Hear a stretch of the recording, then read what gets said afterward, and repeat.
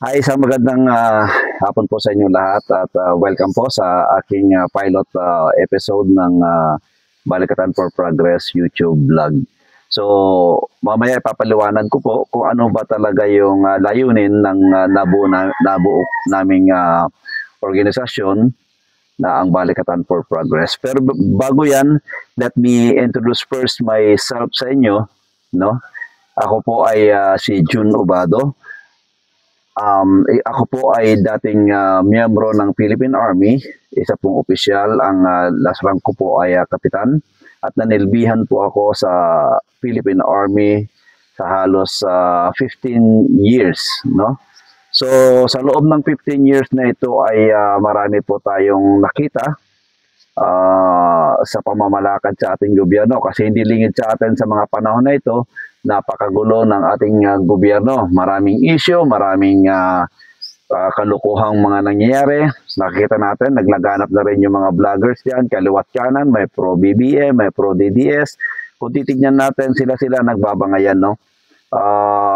Hindi natin, para sa akin, tama lang din naman, no, na ipakita natin yung malasakit natin sa ating bayan. So sa loob ng 15 years na yon, nahasa tayo sa pagpaninilbihan sa ating mga kababayan, sa pagbibigay serbisyo, at kahit na ang gastusin natin ay galing pa sa sarili nating bulsa, ay nakatulong tayo sa maraming tao. Nakapagpaaral ng mga ilang estudyante, na ngayon sila ay may kanya-kanya ring mga hanap buhay. So sa larangan ng paninilbihan sa gobyerno, napakalawak ng aking experience, at ganun din naman sa larangan sa pagtulong sa ating mga mamayang Pilipino. Simula pa po nung bata ako ay likas na po talaga sa aking puso ang hangarin na makatulong. Kahit nasabihin pa natin na wala na rin. Madalas ay wala na rin tayo sa ating buhay, financially o ano pa man yan. Subalit patuloy pa rin ang adhikain natin na tumulong sa mga mamamayan. Lalo na doon sa mga naghihirap nating mga kababayan, at lalo na doon sa mga kabataan na nagnanais talaga na makapag-aral, makapagtapos. Nung ako'y napunta dito sa Caraga region, specifically dito sa Surigao del Norte, ay muling nabuhayan yung aking adhikain, sapagkat muling nakasalamuha ko yung mga indigenous people. Madalas tayo dyan sa indigenous people, lalo na yung mga area na matagal hinawakan ng mga kapatid nating New People's Army, na kung saan naging mangmang, nakita natin kung gaano sila naghihirap, kung paano sila pinagsamantalahan, na magpahanggang ngayon ay pananatiling sila ay walang natutunan sa buhay. So kaya nga muli nabuhay yung aking adhikain, at noong December 16, 2024 ay naaprubahan ng Securities and Exchange Commission yung NGO na create ko, which is ito na nga, yung Balikatan for Progress Corporation. So, ang Balikatan for Progress Corporation, ano ba ang primary mission nito? Unang-una, magbibigay ito ng full scholarship grants sa mga deserving student na graduate ng K-12. Subalit, ang ating school na educator lamang ay mga state colleges and universities.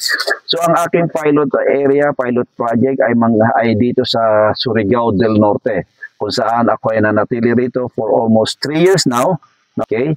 So, katulad na sinabi ko nga, ang Balikatan for Progress Balikatan for Progress Corporation ay magbibigay ng full scholarship sa mga deserving student comes school year 2026 and 2027.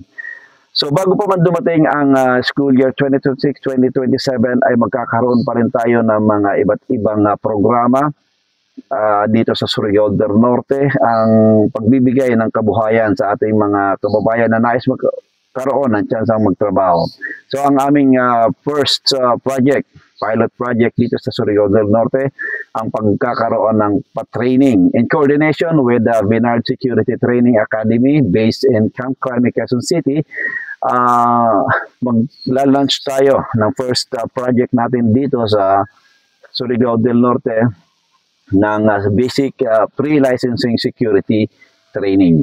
So sa lukuyan na rin kami nakikipag-coordinate dito sa mga mayor, sa mga LGUs na sakop ng 2nd Congressional District ng Surigao del Norte. So, sana matulungan nyo kami dyan sa mga bagay na yan sapagkat ninanais ko po sanang ito ay maging libre, subalit wala pa tayong resources.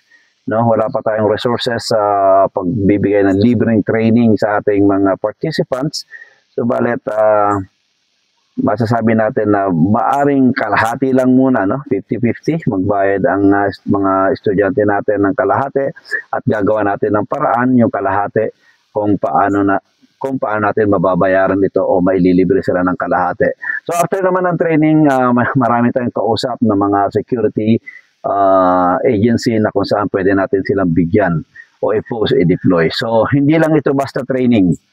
No, hindi lang basta ito training, kundi ito ay training at after na makuha nilang lisensya nila, ay tutulungan natin ma-deploy o magkaroon mismo ng trabaho. So, yun po ang activity ng Balikatan for Progress dito sa Surigao del Norte. Ang pilot project natin ay ang security training. So, sa pamamagitan ng pagbibigay ng training na ito ay magiging productive member ng community ang mga tao matutulungan. So, again, ang focus, no, ng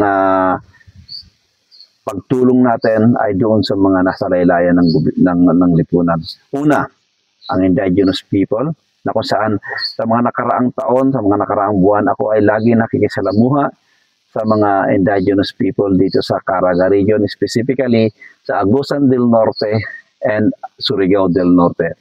Tsaka ko na po banggitin pa yung mga lugar na yon sapagkat meron tayong separate na video rito na i-upload para makita ninyo kung ano nga ba ang ginagawa ko, ano ang ginagawa namin dito sa Surigao del Norte. Of course, sa tulong ng aking mga partners dito na later ipapakilala ko rin sa inyo ang aking business partner dito sa pagpapalaganap ng programa natin. Malaking bagay po yun, no? So again, mga kababayan, mga kapatid, mga kapamilya, ito po ang aking pilot episode ng Balikatan for Progress at umaasa po ako, no, ng inyong tulong lalong-lalo na sa aming proyekto, ang first project namin sa pagpapakandak ng security training dito sa lugar ng Surigao del Norte. Makakaasa po kayo na lahat ay gagawin namin upang makatulong sa ating mga kababayan. Isa pong malaking bagay at isa pong malaking karangalan na mabigyan uli ng pagkakataon na makatulong sa ating mga kababayan tulad na rin ng ginawa ko nung panahon na ako ay nasa military service pa. No? So sana mga kababayan, hinihiling ko po ang inyong pagtulong sa aking adhikain, sa aming adhikain.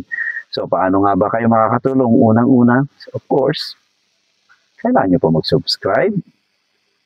Kailangan nyo rin po mag-like. And, of course, sharing ng ating videos.